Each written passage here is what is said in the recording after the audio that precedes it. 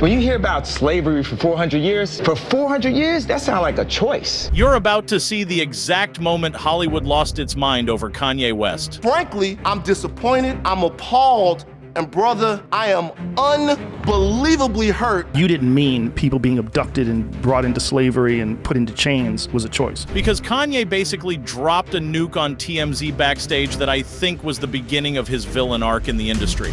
Subscribe to Elites Exposed for more, and just take a look for yourself. When you hear about slavery for 400 years, that sounds like a choice. Like, you was there for 400 years and it's all of y'all? You know, like, it's like we're mentally in prison. I like the word prison because slavery goes too direct to the idea of blacks. It's like prison is something that unites us as one race. Blacks and whites being one race. That we're the human race. Predictably, Kanye invited an avalanche of faux moral outrage from his peers with a statement like this. And here's the crazy part. Slavery and racism is the kind of third rail in pop culture that you absolutely do not touch if you want to survive. Because you either just get completely eviscerated by the industry or become too big to ignore. In Kanye's case, it's the latter that happened. Kanye responded to the controversy in now-deleted tweets saying, "To make myself clear, of course I know that slaves did not get shackled and put on a boat by free will. The reason why I brought up the 400 years point is because we can't be mentally imprisoned for another 400 years. We need free thought now." Even the statement was an example of free thought. It was just an idea. But I want you to take a look at what happened afterwards, when a senior producer at TMZ had a heated confrontation with Kanye West backstage. How many people felt something that I said today? Raise a hand if you felt something that I said today.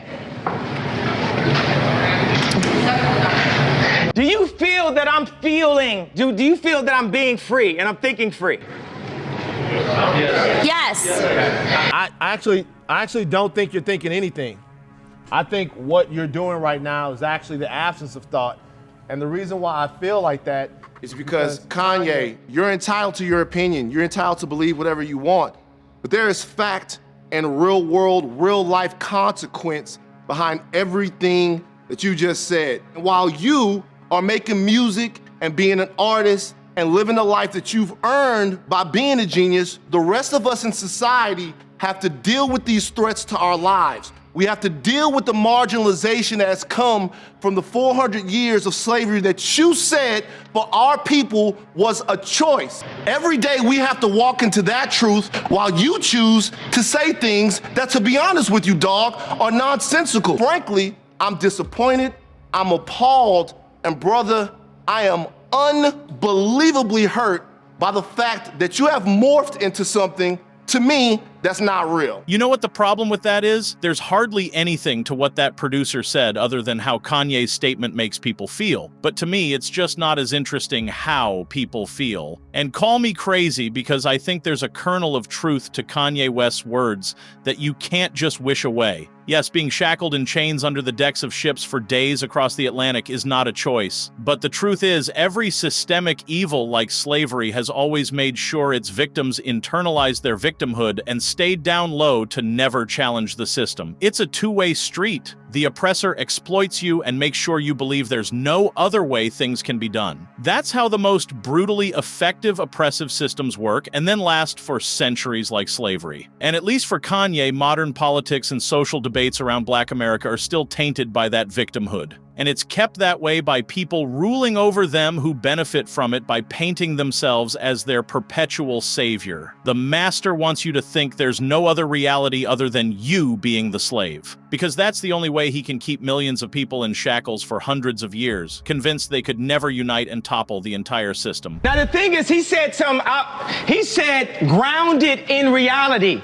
This reality has been forced upon us. It is a choice, just like when I said slavery is a choice. The reality, we can make our own reality. We can talk about history, but not too long. We need to talk about our now, because we can fix and start loving each other now. Now Now, the thing about Kanye is he's a genius provocateur, but he doesn't have quite the way with words. And when he sounds off on something crazy like calling slavery a choice, he's trying to jolt your brain and get some gears turning again. But when you do that, you better know there's a whole bunch of people out there who want nothing more than to turn you into the perfect villain. And in the music industry, that's the place that Kanye has been pushed to in the last few years, and I think he's just trying to own that label at this point. I remember going on TMZ and saying, slavery is a choice. And they medicated me for saying that, for having that opinion and saying it out loud. But as I put those contracts up, I'm saying this is a choice. As you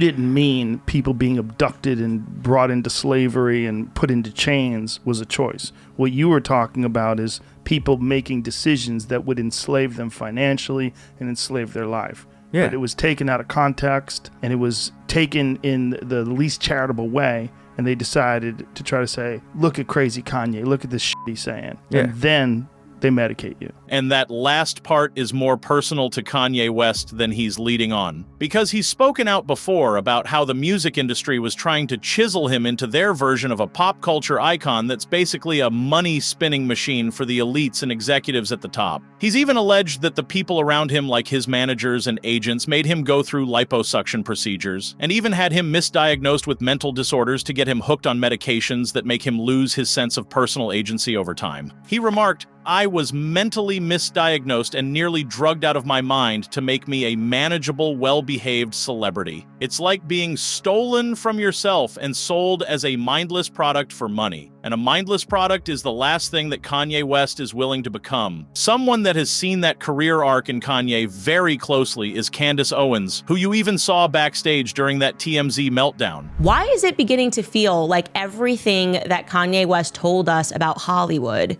might be true? That you have these young, talented people who are essentially being adopted and initiated when they are vulnerable into a very dark and demonic cult, okay? Why is it beginning to feel like once they age and they're a part of it, they then find someone young and they get them initiated into it? They find the talent and they initiate them into this sort of a cult. Now, I will admit, as a friend of Ye, that I thought he was completely paranoid and crazy when he kept telling me that everyone around him was an op. He used to say, this person's an op, this person's an op, this person's an op, like as if he was accusing them all of being feds. He even at one point questioned me when I was asking him questions and everything was coming down. He's like, "Are you an op?" I'm like, "What are you talking about? I don't know anybody in Hollywood. Obviously, I'm not an op." And I thought these were just, again, paranoid delusions. But now I have a very different perspective on this. I have an understanding of what Kanye went through to get out, right? To basically sell everything, give his designs, end his marriage.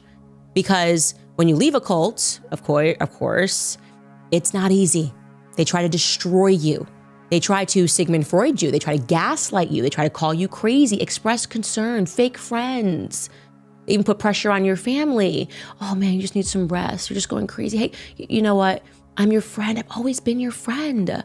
We don't want this to happen to you." And then when you say, "No, I'm done with this," then come all of the headlines. And maybe that's around the same time Hollywood realized they couldn't control Kanye West anymore. Frankly, it almost feels like rooting for the villain in the movie for the longest time, before you realize he's actually the hero fighting a much more evil and deeply entrenched system than most of us on the outside even see. And if there's someone like Kanye West who is willing to throw away everything to give us a glimpse into the dark world of Hollywood and the music industry, I think that courage is worth respecting. Let me know in the comments what you think about him. Also, do check out my breakdown of Cat Williams' recent bombshell revelations about the perverse music industry, and subscribe to Elites Exposed for more.